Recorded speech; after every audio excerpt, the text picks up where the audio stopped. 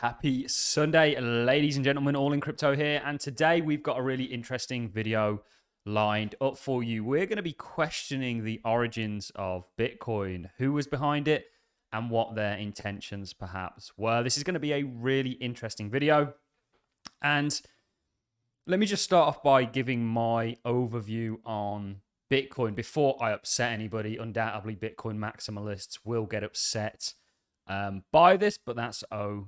I think Bitcoin is nothing short of special.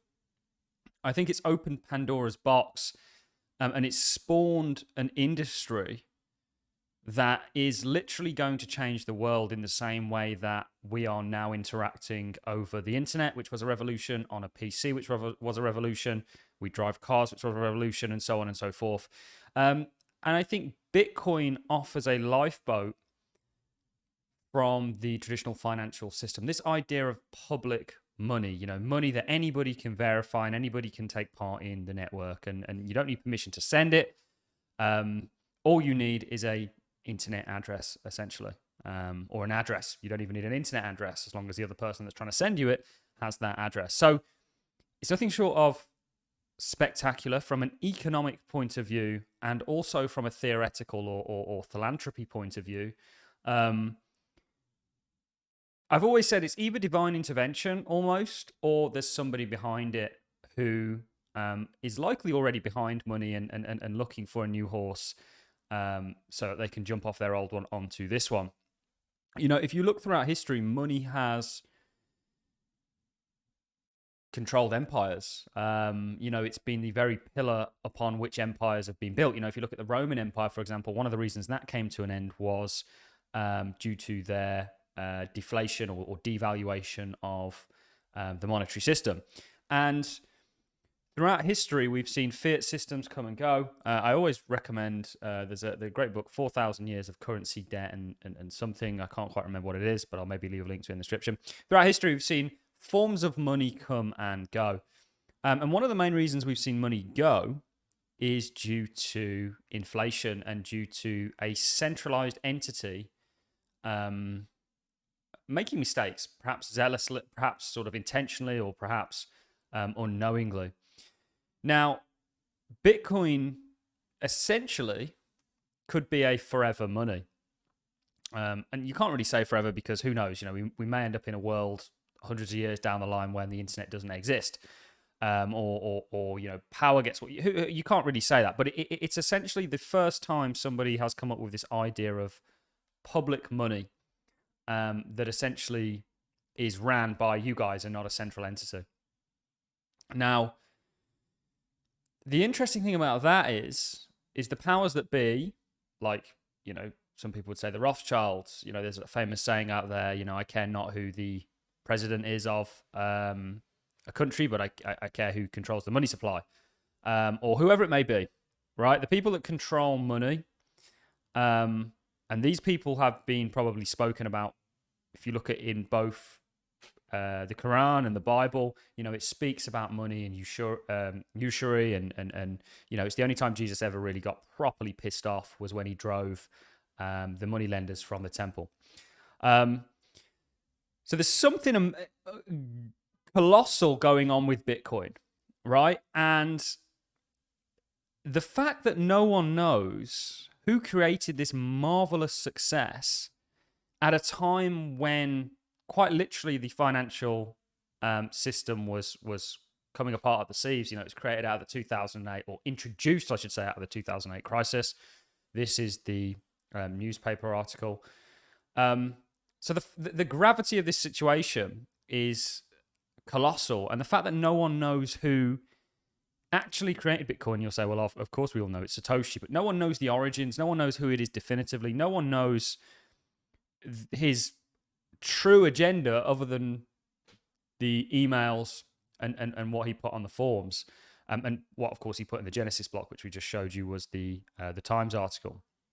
Now, I stumbled across, and I'm not convinced that this is the case, by the way, a clip from economist Martin Armstrong and his beliefs about Bitcoin. And I want to play that clip because I think it's very interesting And I want to know your thoughts on it. I believe the biggest threat to Bitcoin is who created it. And it's very interesting to me how Bitcoin came about. Today, every single government is pushing for a cashless society and promoting and working on CBDCs to a degree, to the orders of magnitude larger than what you will get told. Every single thing is going to be on the blockchain. Every single thing is going to be tokenized, guys. I am 100 million% certain about that. There is no doubt about it. And was Bitcoin an introduction to that world? And if everything is on the blockchain, well, then essentially you can track everything. You can't track cash. Why is there such a move away from cash? It's very interesting. And I do believe, this cashless society is something that perhaps, again, not to bring up the religious books, but was spoken about then. And it's very much something that we're moving towards at a rapid pace. And was Bitcoin, or is Bitcoin the gateway to that? I don't know. I just think it's an interesting question. Or did Bitcoin come about due to the likes of Hal Finney? Perhaps he's probably one of the, I would say, most likely, if you're to follow that story. You've got Adam Black, you've got a number of people that are in the running. Of course, you've got Craig Wright, which I personally don't think is Satoshi. But that's just my own opinion. That really would be a threat, wouldn't it? But it's who Satoshi is, or they were, or what they were, is the biggest threat to Bitcoin and the biggest question, I think, of our, millennia. What Bitcoin is doing, if you understand the gravity of it, it's, again, money is what's destroyed and risen up empires. Bitcoin is extremely special, and I just would like to believe that it was sort of created by Satoshi and this whole story and narrative of Satoshi. But I also can't help but feel like, would they allow that to happen, knowing just how much power they hold with the currencies? And perhaps this is just total speculation, and again, I'm not sure is the truthful answer, but it's a very interesting dilemma, problem, conversation, if nothing more, to have. And that's what we're going to do in this video. So we are going to be playing a clip of course, this economist talking about his views on Bitcoin. And I actually happen to think you could see merit in this, right? I think the internet actually was trialed and looked into by government agencies before they actually released it to the masses.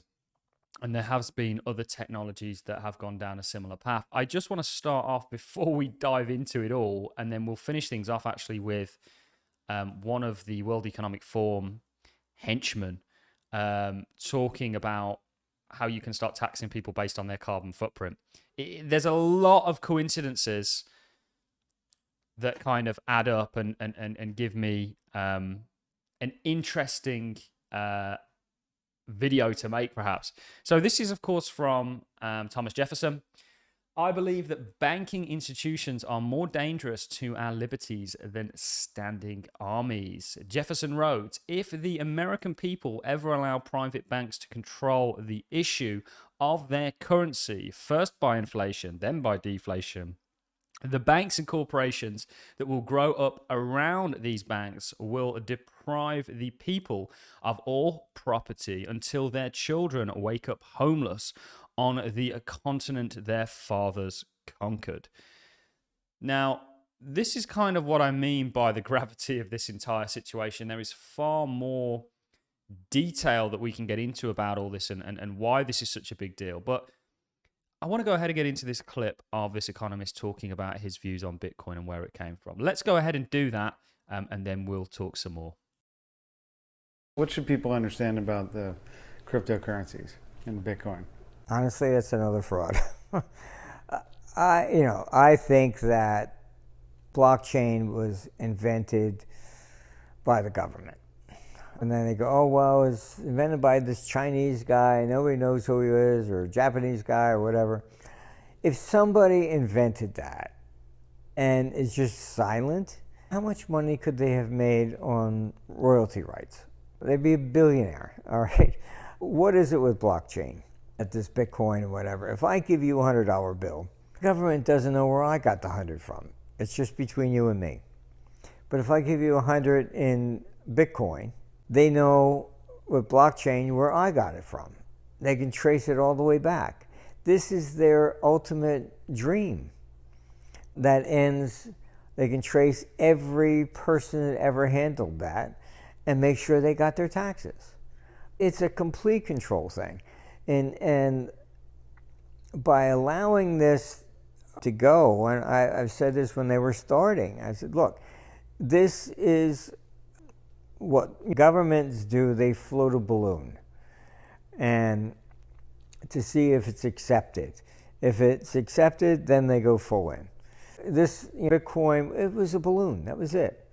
Oh, this is great. Oh, you had people saying, oh, Bitcoin's going to replace the dollar. And they have no clue about what they're talking about. Basically, you put out that propaganda, and I think a lot of it was orchestrated by the government.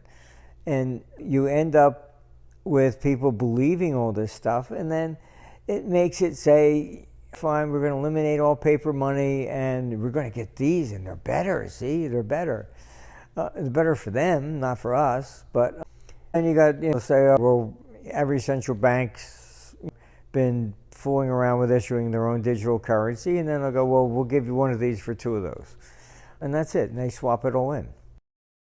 Very interesting take. I don't think Bitcoin and crypto is a fraud, certainly, but I do like what he's talking about there, and this kind of idea, perhaps, that maybe there was a bit of nefarious intention, coincidentally, at the perfect time for it to insert itself in regards to Bitcoin's creation, who perhaps is behind it.